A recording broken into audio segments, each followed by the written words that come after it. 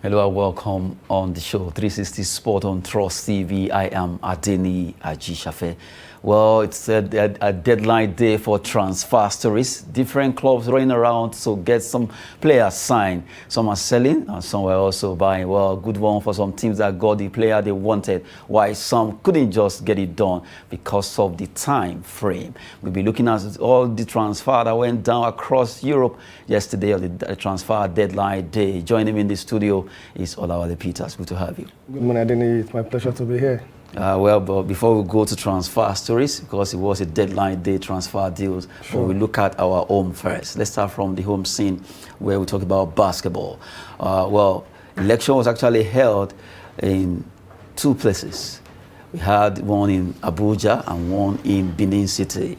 Now we have two presidents emerging from the two NBBF elected Congress. You have Musa Akida, Musa Akida emerging from Benin Congress, while the one from Abuja also got Mark Igoche as the president. Now, it's like we are going back to what it used to be. I remember when it was Musa Akida versus Tijani Umar. Now, it's Musa Akida versus Mark Igoche. We have two presidents now, Abuja election Congress, Benin Election Congress, and now two of them are laying claim to the same seat, NBBF, Nigerian Basketball Federation. What do we do? Where do we go from here? Another thing now, it has started again. Okay, I don't really know what is wrong with our sports activities in this country. Okay, it's not only the basketball that is having an issue. This same parallel Congress leadership, we have it with the Sports Writers Association of Nigeria. We have it with the Badminton Association. Also, Athletics Federation, when we had one in Kebbi and another one in Abuja June last year. I think this is very embarrassing. The question is, on whose authority are they fighting for? Whose interest are they protecting? This issue of the Nigerian Basketball Federation, NBBF, has been on for a very, very long time. Like rightly mentioned, during Tijani Umar and Kida, when there's no even a constitution to start with. I don't know why you have an association without a constitution. Tijani Umar, he wanted a life president to be inserted in the clause of the NBBF constitution. While Musa Kida said, no, it should be only 4 years of 2 terms. That dragged us back for years. Now we are back there again. Last year, when the Ministry of Youth and Sport said they want to look into the issue, okay, a Congress was held last year, and it was agreed that last year that there will be an election in Benin approved by all the major stakeholders. But the Ministry of Youth and Sport came in and said, okay, before we proceed with this, let's try and settle the leadership tussle that we have in-house so that we can go there with common front. If truly they want to serve the sport loving people in the country, it shouldn't be all about personal interest. So this is not a political party that we have parallel party chairman. No, this is the sport activities. That was agreed. A letter was written by the Secretary General of the NBBF to the FIBA, inviting them to come to Nigeria during this election. And they did yesterday. And they went to where? They went to Benin to observe what really happened. So that means they recognize the one in Benin. Why did they do that? There was a case of Tijani Umar and Musa Kida, I think sometimes last year, when Musa Kida took Tijani Umar to court concerning the sponsorship that he got. And the court... That was crazy. That's crazy, yes, basketball league. About $12.5 million. And the court gave a judgment that FIBA, they have the right to say the final issue on this. And they sent some people to the country to investigate. And during their investigation, they align... Go to the website, FIBA website. You will see Musa Kida there as the president. So they align with him. Even the federal government, so I'm talking through the Minister of Youth and Sport, they aligned with Musa Kida. All of a sudden, I don't know what happened. Between October, November, December, we are talking about Mark again. And look at the result that came out yesterday. How can almost 30-something, how can 11 be higher than 30-something? Because the number of delegates that voted Musa Kida was about 33, 34, 35. While in Abuja here, Mark, we had only 11. So that shows that something is seriously wrong. And we shouldn't be playing politics with sporting activities in this country. We have SWAN, we have the Athletic Association, we have the badminton, now we're having the basketball. The basketball has been perpetual. It has been perpetual. So it is high time we call everybody to order, or else sanction will come. And if that comes... But from the way it is, someone was saying, well, no sanction will come because the fact that FIBA was there and the NOC at the election in Benin, that shows that, okay, they are aligned, as we said, they are aligned with the Kida-led faction now, so they won't give any ban. The only thing is that it will show that, okay, this is who we recognize, so there is no FIBA ban. Okay, so the FIBA, they are recognizing Musa Kida, and the Ministry of Youth and Sports, they are aligning themselves on recognizing Mark Ikuchi. So who is going to represent the country? What about the issue of the funding? If the federal government, through the Ministry of Youth and Sport, are not recognizing the duly elected leaders in the NBBF, how are they going to fund them? And you know, from the way it says, the Federal Ministry of Sport seems to be trying to be in the middle, not trying to be too. How can they be in the middle? No, I'm only saying are they in Benin? From the way it is. They are not in Benin. Yes, from the way it is now, you can't even see this is where they belong. They are trying to play safe, but really, from the way it is now, another big crisis is serious crisis. Looming this is not what we need around the basketball issue, because now all the competitions will be coming up this year, both locally, internationally. This will affect the players. Now the Nigerian D Tigers, Nigerian D Tigress, they won't know where they belong. You'll be hearing, okay, this is the current player representative. We heard that Ejike Buaja has dropped the baton for Stanley Gumot. Yeah. We heard that another one is the other side. And the player will be confused because who are we supporting? Who are we staying with? Confusion is coming in, and it will also affect our league. Basketball league will not be able to hold because of this. Because, okay, by the time Kida wants to do his own, Igoche too will be having his own. And before you know it, they will not even know where to attend. I remember the issue of Athletic Federation of Nigeria meet. One was taken up in Asaba. And now I was saying, okay, it should be in Akure or Abuja or thereabout. And the athletes were divided. They don't know where to go and at least compete. Okay, and I hope we won't get to a situation whereby when we are going to represent the country, we will not go with two teams. I hope that will cause a big embarrassment. I hope we will not get there, because that is where it is right now. That is where it is right now. And I think FIBA, they need to come out and declare, make a statement and tell us this is the true position, and these are the reasons. This is who we recognize. This is who we recognize. And who we are going to be dealing with. And I think that will help the situation. Then after that, then we need to come back up also, and we should stop mixing politics with sports in this country, sincerely. Like I used to say that administrators, it's like they do forget at times that without these athletes, there won't be a federation. Sure.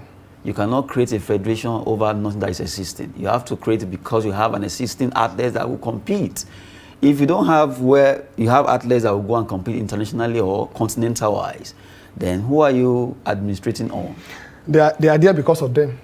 And if they are making it known that they want to be there because of themselves, then that's where we have the problem. And that's where I think the problem lies. Now, I look at the situation whereby if the athletes are now say, okay, if that is the case, we too, we are not going to compete. It is very possible, because this is confusing. We don't know where, okay, this one call for an event, you two call for an event. Where do we go? If you go here, this one will say we are coming to, okay, you are going there, you are coming to mine. They want to pick enemies. Now, what do we do? And what if the players decide, okay, we too, we are no longer competing. And anywhere they want to pick, say, okay, we are not competing. Let me see how this will go well. Okay. But really, it's not too good. I think the problem we may be having now, even down to the players themselves, they will now have their own factions. Yes. The caucus. Some will be loyal to Kida. Some will be loyal to Ugochi. So, and that is not a house that is divided against itself cannot stand. So we don't really need this. If truly I don't know the reason why you want to serve people and you'll be fighting to serve people. No, it shouldn't be like that, because that's the situation we find ourselves now. So I think it's a very, very embarrassing situation. Nigerian Basketball Federation seems not to be getting the crisis looming there. It's not stopping at all, because right now what we thought was going to be an end, that's another branch of crisis has just sprung up there. Well, the two elections was held, one in Abuja, one in Benin. Now we have two presidents in different fashion coming up. Maki Goche from Abuja elected for Congress, while Musa Akida returned as the president of Nigerian Basketball Federation in Benin. Two different presidents. How do we do this? It's not possible to have two, because one must just be recognized. Well, we pray that everything will go well concerning Nigerian basketball, because the players, the basketballers, are the one that suffers most. Things must just be done right in this country. Well, we'll move away from that basketball issue. Now we go straight to talk about the World Cup qualifying series. It's taking place in different locations in South America. Quickly, let's look at the result, the matches rather, the fixtures for today. Bolivia versus Chile. While you have Uruguay playing against Venezuela, Argentina. Right now they've actually scored through. They're playing against Colombia. So those are three matches that will be coming up in South America today. Okay, and I think this is a must-win match for Uruguay if they want to keep their hope of qualifying for the World Cup or the playoff with their Asian team alive. If they should lose today's match, so that means their hope has been dimmed already. Argentina already, they've qualified alongside Brazil. They're among the 13 teams that have qualified for the Qatar World Cup. Then Bolivia and Chile, I think they have to play for the pride, because currently now we have the likes of Uruguay already that is doing very well, and other teams. So they are currently about 7 and 8 on the table. And no matter what happens now, I don't take them and overturning the current event. So, but I think the key match to watch will be Uruguay versus Venezuela. Uruguay, Venezuela. Well, maybe hopefully Suarez can also score, because he scored the last time the last goal they scored. Uruguay, Venezuela will be a match to watch there. Argentina will just play for pride. They've qualified already. Well, Colombia will just want to at least show their class against, because anytime the South Americans are playing, almost all the teams, they have pride. They want to make sure they get something from you. They don't want to agree that, okay, you are better than me. In South America, no team is better than other team. Argentina, Brazil, that we know here. Over there, Ecuador will not want to agree. Sure. Paraguay, Uruguay, all of them believe they are all equal. So it's going to be a tough match. A very tough match to watch. Good one there. We move away from South American World Cup qualifying as we talk about, well, a lot of transfer stories that happen on deadline day. Starting from Africa, we have to talk about our own Abdul Jalil Ajagun, who used to play for Cape Town in South Africa, has right now moved to Al Hilal of Sudan from Cape Town City. Good one for him at least. He needs to play Cape Town City. A lot of people don't even know he's in Africa, South Africa, but now Ajagun has moved to Al Hilal of Sudan. Okay, and that's a good one for him, at least trying another league entirely. Then Al Hilal also, they are not a watch-over team. I think they are the one that beat our Rivers United during the CAF Confederation Cup. So that shows that they have something to show, they have something to play. So a good move for him, and as time goes on, we'll see more of him. He just needs to really register himself, because when you are playing continental football, it shows that you are showcasing your talent for other people to see you and to make sure that, okay, you get to the right club. So I think this is a good decision and good move for Ajagun and for Nigerian football also. This player that did so well in the Junior World Cup there, we just have to remember our own Ajagun there, moving to Al Hilal, Sudan. Well, from there, we'll talk about another Nigerian, Simi Nwankwo. He has moved away from Salernitana to join Serie B side Parma Calcio on loan. Simi Nwankwo played for Crotone, then from there he joined Salernitana. Now he's going on loan to Parma Calcio in Serie B. Okay, I think it's a good move for him. Why? Salernitana, as we all know, they happen to be the whipping boys in Serie A. So maybe he's tired of losing, and he's not really getting more playing time. So going on loan to Parma is for him to rediscover himself and to make sure that he get more playing time, because the more playing time a player has in a team, the more he improves on his psyche. So I think it's a very good one for him there. Well, now, see, talking about transfer, a little of transfer that happened. Well, a particular coach was also appointed, and appointed and also announced. Man, Frank Lampard has taken over there at the Goodison Park. He will be their new manager, and right now he's smiling because he will be at the end of affairs for Everton there. Everton appoints Frank Lampard as new manager. That story is trending now and already has begun to show his class, getting this player, getting that player. How do you think this man can turn things around in Everton? Okay, when the issue came up and they shortlisted 3 coaches, we said that they should go for the one Lampard, that have the experience, the one that have been in the Premiership before, the one that can take them away from where they are currently, and we narrow it down to Lampard. So when I heard about the announcement, I said, oh, this is a very good one. And the first thing he did is to make sure that he solidify their midfield by getting Bamidele Ali from Tottenham and also Van Dijk from Manchester United, because what they need right now is to make sure that their midfield is solidified in the sense that they created more chances, because it has been very difficult for them to score more goals. Currently, they are 16, 4 points below the relegation zone, and his task, the target given to him, is to make sure that they remain in the Premiership for this season. And I think it's something achievable for Lampard. We know what happened when he came to Chelsea. Chelsea was having an issue, but he tried his best to take them away from that trouble zone before things didn't work out for him. And then, you know, Abramovich and his patience when it comes to failure, it's very, very, very, very minimal. It's slim. Very, very slim. It doesn't have that patience at all for win managers. All the trophy this year. Next season, just look 3 or 4 matches. I'll ask you to go. They're going. They are going. And looking at the fact that Lampard, with the experience has gotten so far as a manager with Lampard transferring that to Everton, do you see him being able to control? Because I noticed that before they got him, himself, Vitor Pereira, and also Duncan Verkusen vie for the position, and the fans were saying we don't want Vitor Pereira, although I don't know why they don't want him, maybe because of the fact that he's from that region, Portugal, Spain, and all that. See what happened between them and Rafa Benitez. Yes. But now they wanted their man from Lampard, they want him in. Now he's there. With the internal crisis little bit that happened during Rafa Benitez, do you see Everton, the new manager Lampard, being able to control these players? No, I think the major shareholders in Everton, Moshiri, he spoke there before yesterday, that whatever issue they have, they are putting it behind now. All of them are giving the support to Lampard. And when you as a coach, you hear that everybody, including the supporters and the players, they are ready to work for your success. Sky is the beginning. So I think it's not going to be a problem for him. He will be able to take Everton at least above the relegation zone, probably top 10 by the end of the season. Good one there. We've been looking at some transfer stories, players, managers, and now we go to talk about the player that left Juventus to join Rangers in Scotland. He's moved to Scotland, and right now the man is Aaron Ramsey. He's moving on loan, and right now he's happy because he will be able to play. He wasn't having it easy at all at Juventus, but now this will be an opportunity for Aaron Ramsey to show his class as a very good player. Okay, you know one thing about the players, when you make a move and you discover that the team you are playing in, it's not a league that you can really. Some people are used to Premier League.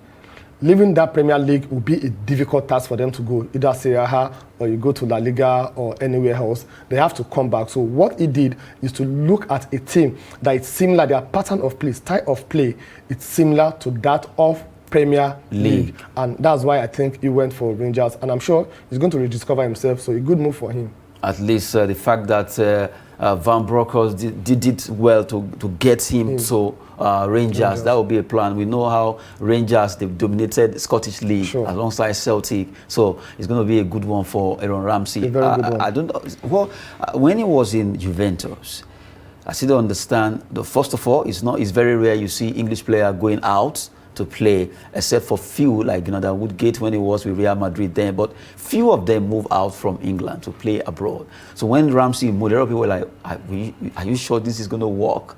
And really, it did not work. Okay, and I think it's a good move. Why? He needs to try something new, something different. He has to take that risk. Okay, let me even break the record that I'm the first English player outside the Premier League to go there and flourish. And when he discovered that, man, I don't think I'm having it funny. Let me just and that's one good thing about decision.